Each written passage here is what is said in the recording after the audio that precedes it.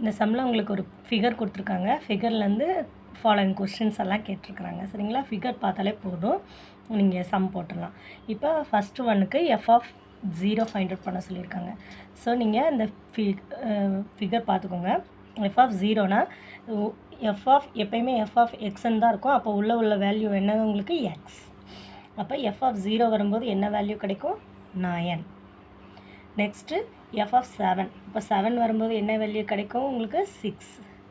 f(2) வரும்போது என்ன value கிடைக்கும்? அதே 6. f(10) வரும்போது y-க்கு 0. சரிங்களா? இந்த மாதிரி தான் ஃபைண்ட் அவுட் பண்ணணும். இது வந்து ரொம்ப ஈஸியான கொஸ்டின் கிராஃப் பார்க்கும்போது உங்களுக்கு. நெக்ஸ்ட்டு செகண்ட் ஒன் போல் இதெல்லாம் நீங்கள் எழுதிக்கோங்க. For what value of x is f(x) = 1. இப்போ இங்கே எக்ஸ் வேல்யூ தெரியாது, 1 தான் கொடுத்துருக்காங்க.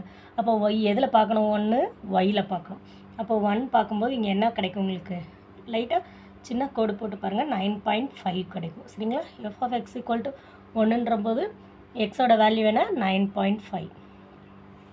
Next describe the following domain and range. அவங்க என்ன சொல்லியிருக்காங்க? டிஸ்கிரைப் பண்ண சொல்லியிருக்காங்க. டொமைன் வந்து தேர்ட் ஒன் டிஸ்கிரைப் எஃப். இது வந்து டொமைனை டிஸ்கிரைப் பண்ண சொல்லி என்னது? 0லேருந்து 1 2 3 எக்ஸெட்ரா 10 வரைக்கும். அப்போ டிஸ்கிரைப் பண்ணுறதுனா என்னது? இது என்ன வேல்யூ? எக்ஸோட வேல்யூ எக்ஸு ஆகுது. அப்புறம் 10 வரைக்கும் இருக்குது. என்ன நம்பரில் இருக்குது? X belongs to real number. இப்படி தான் டிஸ்கிரைப் பண்ணி காமிக்கிறது. நெக்ஸ்ட்டு கோடொமைன் ரேஞ்ச்னா கோடொமைனால எல்லாம் ஒன்று வரும்.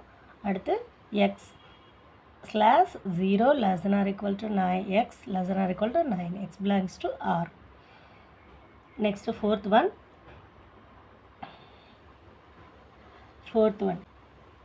சரிங்களா? இது வந்து இமேஜ், இது வந்து ப்ரீ இமேஜ் வரும்.